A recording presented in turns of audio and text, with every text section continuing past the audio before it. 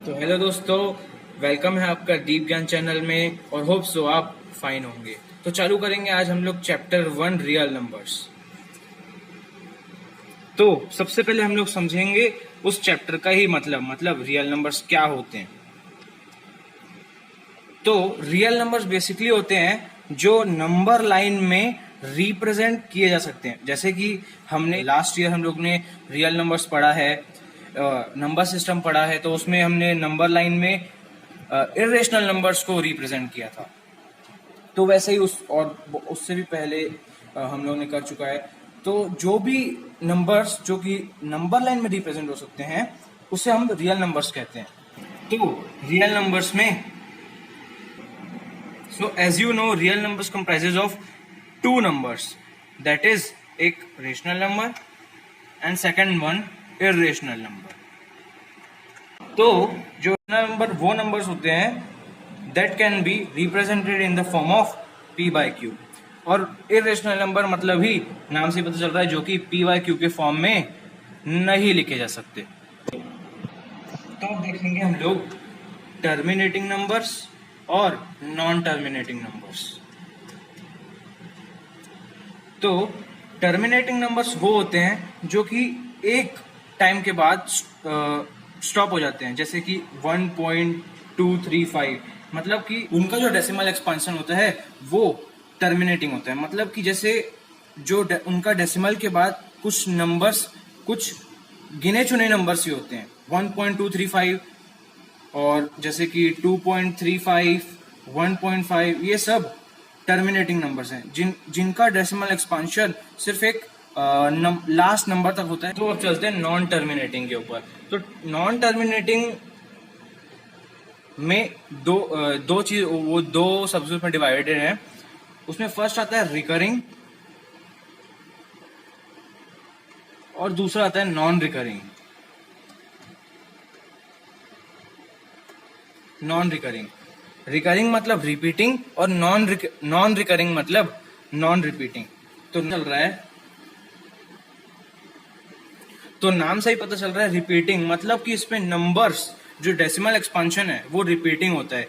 For example देखते हैं कि 1.2222 और ये बहुत इनफाइनाइट होते हैं। जैसे समझ लीजिए कि ये चलते जाते हैं और कभी खत्म ही नहीं होता। इसका जो रिपीट डेसिमल एक्सपांशन है वो रिपीटिंग होता है, मतलब एक ही नंबर बार बार रिपीट होता है। और इसके नाम से ही मतलब समझ में आता है कि जो नंबर्स जो उसका डेसिमल एक्सपांशन है उसमें नंबर्स जो होते हैं वो रिपीट नहीं होते हैं। मतलब कि जैसे कि आप एग्जांपल समझ लीजिए, फॉर एग्जांपल 1.10, 100, 100, फिर ऐसे ही चलते जाता है एंड सो ऑन। तो algorithm, N algorithm is a series of well defined steps which gives a procedure for solving a type of problem. मतलब कि एल्गोरिदम्स एक सीरीज ऑफ स्टेप्स होते हैं, मतलब कि और जो कि एक प्रोसीजर बताते हैं। जैसे कि हम कोई भी एक ऑर्गेनाइजेशन काम करती है, एक एग्जांपल के समझते हैं कि कोई भी एक ऑर्गेनाइजेशन कोई काम करती है, कोई भी इंस्टीट्यूशन कोई काम करता है, तो वो एल्गोरिदम्स बनाते हैं कि स्टेप्स बनाते हैं कि किस तरीके से काम होएगा और उस काम को कैसे करेंगे, और अगर ये हुआ, अगर कुछ बाद में प्रॉब्लम आती है तो उसको कैसे सॉल्व करना है। कोई भी प्रॉब्लम को कैसे सॉल्व किया जाता है, और उसके लिए जो सीरीज जो हमको एक्वायर करना पड़ता है, हमको चाहिए रहता है, वो होता है algorithm, series of steps which are used in solving a type of problem. तो अब हम चलते हैं लेमा। सेकंड है a lemma is a proven statement used for proving other statement. मतलब कि लेमा कोई भी एक स्टेटमेंट हो सकता है, वो कोई भी एक स्टेटमेंट हो सकता है जो कि हेल्प करता है हमको कि दूसरे स्टेटमेंट्स को प्रूव करने के लिए। जैसे कि कोई भी एक स्टेटमेंट है जिसे हमको प्रूव करना है, और हम एक जो प्रूव्ड स्टेटमेंट है पहले से, हम उसको उठा के उस पर पुट करेंगे उसी कॉन्सेप्ट को, तो कि हम एक नए कॉन्सेप्ट को बना सकें। तो हम देखते हैं थर्ड वाला जो कि है यूक्लिड्स डिवीजन लेमा। तो इस पे फॉर देखते हैं, for integers a and b where a is bigger than b and there existing and unique integers q and r satisfying a is equals to bq plus r, where r is bigger than 0 or equal to 0 but smaller than b। तो हम लोग देखेंगे, समझेंगे Euclid's division lemma को। तो ये आया division के कॉन्सेप्ट से ही है। तो जैसे कि हम लोग जैसे a बाय जैसे हम लोग दो इंटीजर्स ले रहे हैं, जैसे बोला है कि दो इंटीजर्स हैं और a is bigger than b, मतलब हम जैसे हम डिवाइड करते हैं a बाय b, तो b बाहर रहता है और a अंदर रहता है, मतलब a डिवीजर रहता है और b डिविडेंड रहता है। तो कोई एक रिमेनिंग वैल्यू आती है, रिमाइंडर जिसको हम बोलते हैं, और ऊपर जो कुछ क्वेश्चन आता है। तो उसमें जैसे बोल रहा है कि existing and unique integers q and r satisfying a is equals to bq plus r, मतलब कि कोई दो एग्जिस्ट करते हैं कोई दो यूनिक इंटीजर्स, मतलब कि जैसे अगर हम लोग a बाय दो वैल्यूज है a और b, मान लो 10/5, तो जैसे कि हम लोग 10/5 करके देखते हैं, तो a की वैल्यू रखेंगे 10 और इधर 5, तो 5/10 इज इक्वल्स टू 0 और ये 2 होता है। मतलब कि अगर हम 5 और 10 की वैल्यू बदलेंगे, a और b की वैल्यू बदलेंगे, तो क्वोशिएंट और रिमाइंडर दोनों की वैल्यू भी बदल जाएगी। मतलब कि 5 और 10 के लिए जो a और b दो जो इंटीजर्स हैं, उनके लिए जो क्वोशिएंट और रिमाइंडर की वैल्यू है ना, वो यूनिक है। अगर इसकी वैल्यू बदलेगी तो वो उस बदली हुई वैल्यूज के लिए यूनिक हो जाएगा। हम लोग अब करेंगे एक्सरसाइज 1.1 की क्वेश्चन नंबर 1, जो कि बोलता है use Euclid's division lemma to find HCF of 135 and 225। हम लोग a की वैल्यू लेंगे 225 और b की वैल्यू 135। क्यों? क्योंकि हमको पता है यूक्लिड्स डिवीजन लेमा में पढ़े हैं कि a is bigger than b। तो अब देखते हैं हम उसको, क्योंकि वो डिवीजन के कॉन्सेप्ट से आया है, तो हम पहले इसको डिवाइड करेंगे। 225 135, ये 1 जा होता है 135 और बचता है 90। तो इसको कैसे लिख सकता हूँ मैं यूक्लिड डिवीजन लेमा के फॉर्म में? 225 is equals to 135 into 1 plus 90। अब एक बात याद रखना कि जैसे हम लोगों ने पढ़ा है कि a is equals to B Q plus r, जब तक r की वैल्यू 0 नहीं आए ना, अगर मान लो r की वैल्यू 0 आ जाए, तो HCF जो दो नंबर के या जितने भी नंबर्स के दो नंबर्स के बीच में जो HCF होता है ना, उसकी वैल्यू b होती है हमेशा। तो अभी हमको दिख रहा है कि ये 90 है, मतलब 0 नहीं है, तो हमको अभी HCF अभी पता नहीं कर पाए हैं, तो हम इसको और सिंप्लीफाई करेंगे। तो अब क्या करेंगे, अब जो हमारा रिमाइंडर है उसको कर देंगे हम डिविडेंड, और जो ये हमारा डिविडेंड है उसको बना देंगे डिवाइजर। अब देखो कैसे, ये जो रिमाइंडर है इसको कर देंगे डिविडेंड, और जो डिविडेंड है उसको बना देंगे डिवाइजर 135, ऐसे ही। तो 90 इंटू 1 90, अब बचा 45। अब इसको हम लिखते हैं एक बार यूक्लिड्स डिवीजन लेमा के फॉर्म में। तो 135 is equals to 90 into 1 plus 45, मतलब कि अभी भी रिमाइंडर का वैल्यू 0 नहीं आ रहा है, तो हमको और इसको सिंप्लीफाई करना पड़ेगा। तो और एक बार डिवाइड करते हैं, तो अब बना देंगे वही एक और कॉन्सेप्ट, इसको बना देंगे हम डिविडेंड और इसको बना देंगे डिविजर। तो 45 और ये जाएगा 90, 90 इंटू 1 90 इंटू 2 90 इंटू 2 45, और ये आ गया रिमाइंडर 0। तो हम देखते हैं, फिर से लिखेंगे यूक्लिड्स डिवीजन लेमा के फॉर्म में। 90 is equals to 45 into 2 plus 0, मतलब कि हमको मिल चुका है रिमाइंडर 0। तो जो कॉन्सेप्ट है उसके हिसाब से देखें तो 45 की वैल्यू होनी जो होगी वो HCF होगी। तो हम लोग बहुत सिंपल वे से देख चुके हैं HCF। तो इसी के साथ हमारा फर्स्ट क्वेश्चन कंप्लीट हो गया बहुत अच्छी तरीके से। तो हम पहला क्वेश्चन किया है, तो जो बाकी दो क्वेश्चन है ना, इसके आंसर आप मुझे कमेंट में बताइए, और अगर कुछ भी डाउट हो तो उसके लिए भी आप कमेंट कर सकते हैं। तो अब देखते हैं एक्सरसाइज 1.1 का सेकेंड क्वेश्चन क्या दिया है। Show that any positive odd integer is of the form 6q plus 1 और 6q plus 3 और 6q plus 5 where q is an some integer। तो अब जैसे कि बोल रहा है 6q plus 1 या 6q plus 3 या 6q plus 5, तो इससे हम लोग को क्वेश्चन से दिख रहा है कि ये एक डिवीजन लेमा के फॉर्म में है। तो ये जो 6 है इसको मैं बोल सकता हूँ b इज इक्वल्स टू 6 बोल सकता हूँ। और हम लोग एक इंटीजर लेंगे a जो कि ये इक्वल होगा कोई भी एक डिवीजन लेमा, जैसे हमने पढ़ा है कि वो a इज इक्वल टू होता है a के। तो हम लेंगे a is equals to 6q plus r। ठीक है, ये हम लोग हमने लिख दिया division lemma, Euclid's division lemma के फॉर्म में। अब r क्या क्या हो सकता है? अब जैसे आप कोई भी नंबर को 6 से डिवाइड करोगे ना, तो वो 6 से कम वैल्यू आएगा। ये हमको पता है कि रिमाइंडर हर बार जो डिविडेंड होता है, मतलब कि जो b होता है उससे कम ही होता है। तो रिमाइंडर क्या क्या आ सकता है? या तो आएगा 0, या तो आएगा 1, या तो आएगा 2, या तो आएगा 3, या तो आएगा 4 और या तो आएगा 5 लास्ट।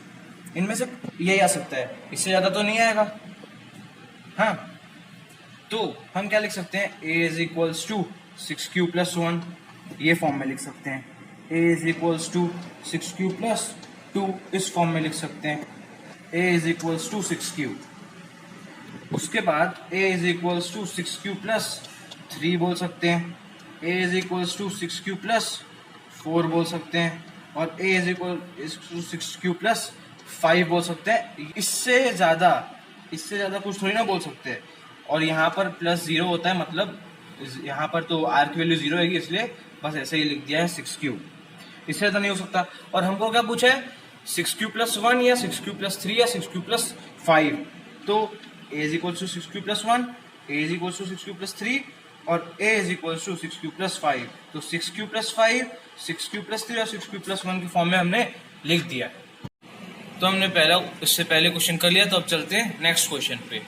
तो वो बोलता है use Euclid's division lemma to show that the square of any positive integer is either of the form 3m और 3m plus 1 for some integer m। तो अब इसका सॉल्यूशन देखते हैं। तो इसमें बोला है क्वेश्चन में कि एक पॉजिटिव इंटीजर, तो हमें पता है कि पॉजिटिव इंटीजर हम कोई भी एक ले लेते हैं, a ले लेते हैं, क्योंकि हमको एक यूक्लिड्स डिवीजन लेमा से करना है। तो हमें पता होता है कि वो a इक्वल्स टू, मतलब जो भी एक होता है bq प्लस r, तो हम लोग उस पॉजिटिव इंटीजर को लेते हैं a। तो a इज इक्वल्स टू, अब दिया है इसमें 3q प्लस 1, मतलब कि जो b की वैल्यू है, वो 3 है। तो हम पॉजिटिव, तो लेट कर लेते हैं, let any positive integer be a, इसको ले लेते हैं a। तो a is equals to 3q plus r हो जाएगा। अब फिर वही कॉन्सेप्ट, 0 ये हो जाएगा, r इज ग्रेटर देन और equal to 0 but less than b, वही हो जाएगा। तो अब r हमेशा b से छोटा होता है, मतलब ये क्या क्या हो सकता है? r हो सकता है 0 या 1 या 2। तो a is equals to 3q plus 0 लिखेंगे पहले, 0 को तो अभी हटा ही देते हैं। और a इज इक्वल्स टू फिर सेकेंड हो जाएगा 3q प्लस 1, क्योंकि r की वैल्यू 1 भी हो सकती है। और a is equals to 3q plus 2, r की वैल्यू 2 भी हो सकती है। तो अब इसमें बोला है कि हमको square of any positive integer, मतलब जो हमने पॉजिटिव इंटीजर लिया है ना, अब उसको स्क्वायर करना है उसका। तो हम इसको करेंगे अब 3 केसेस में। तो जैसे कि हम उसको 3 केसेस में पढ़ेंगे। तो केस 1 देखते हैं। जैसे कि a is equals to 3q, a is equals to 3q plus 1 और a is equals to 3q plus 2 था। तो पहले a is equals to 3q के केस में देखेंगे। तो इसको करना है हमको स्क्वायर, तो a स्क्वायर हो जाएगा और 3q का होल स्क्वायर हो जाएगा। तो हम अब स्क्वायर किए, तो a square is equals to 3 का स्क्वायर होता है 9 और q स्क्वायर हो जाएगा 9q स्क्वायर। अब हम इसको लिखेंगे a square is equals to, हम इसको लिख सकते हैं 9 में से 3 निकाल लेंगे तो हम लिख सकते हैं 3q स्क्वायर लिख सकते हैं हम। और हम इसको एक वैल्यू दे देंगे m, मतलब ये किसी के एक m के बराबर है। तो 3 m हो जाएगा। हमको क्या निकालना था, 3m के फॉर्म में, और हमने निकाल लिया। अब तो अब देखते हैं केस 2, और वो क्या है, a is equals to 3q plus 1। अब इसका केस देखेंगे, तो अब करेंगे हम लोग दोनों तरफ स्क्वायर, तो ये हो जाएगा a स्क्वायर और ये हो जाएगा 3q प्लस 1 का होल स्क्वायर। अब ये हमें दिख रहा है a प्लस बी के होल स्क्वायर के फॉर्म में, इसी तरीके से तो दिख रहा है। तो a square is equals to a square plus B square plus 2ab होता है। तो पहले a स्क्वायर मतलब कि 3q स्क्वायर का क्या होता है, 9q स्क्वायर, प्लस 1 का स्क्वायर का तो 1 ही बचता है, तो b स्क्वायर की है 1 बचा, और 2ab मतलब कि 2 इंटू 1 मतलब 2, और 2 इंटू 3q मतलब कि 6q, ये हो गया। तो हम निकालेंगे 9q स्क्वायर से और 6q से हम कॉमन निकालेंगे 3, तो 3 निकालिए common, 3q square plus 2q बचेगा, और प्लस 1 को तो हम लोग अलग से ही लिखेंगे। तो हम इसको अब फिर हम इसको बोल देंगे कोई एक पॉजिटिव इंटीजर m के बराबर, तो a square is equals to 3m plus 1, हमने 3m प्लस 1 के फॉर्म में भी लिख दिया। तो हम देखेंगे केस 3, केस 1 और केस 2 तो हमारा हो गया। अब देखते हैं केस 3, तो ये है a is equals to 3q plus 2। तो फिर से हम लोग स्क्वायरिंग करेंगे बोथ साइड्स, तो a स्क्वायर हो जाएगा और 3q प्लस 2 का होल स्क्वायर हो जाएगा। फिर वही फॉर्म में a प्लस बी का होल स्क्वायर, तो a square is equals to 9q square plus 2 का स्क्वायर क्या होता है 4, प्लस 2ab होता है, तो 2 इंटू 2 कितना होता है 4, और 4 इंटू 3 होता है 12, मतलब 12q आ गया। 2ab मतलब इस फॉर्म में लिखें तो 12q हो जाएगा। तो हमको 3m प्लस 1 के फॉर्म में चाहिए, बट अगर हम इससे कॉमन निकालेंगे तो सिर्फ 4 बच जाएगा। तो हम इसको एक तरीके से लिख सकते हैं 9q square plus 3 plus 1 plus 12q, इस फॉर्म में हम लिख सकते हैं। फिर हम इस 1 को अलग कर देंगे, इक्वल टू, अब इसमें 9q स्क्वायर प्लस 3 और प्लस 12q में कॉमन निकाल लेंगे 3, तो आ जाएगा 3q square plus 1 plus 4q, और ये जो 1 है ये बच जाएगा प्लस 1। अब इस वैल्यू को हम कोई एक m के इक्वल बोल देंगे,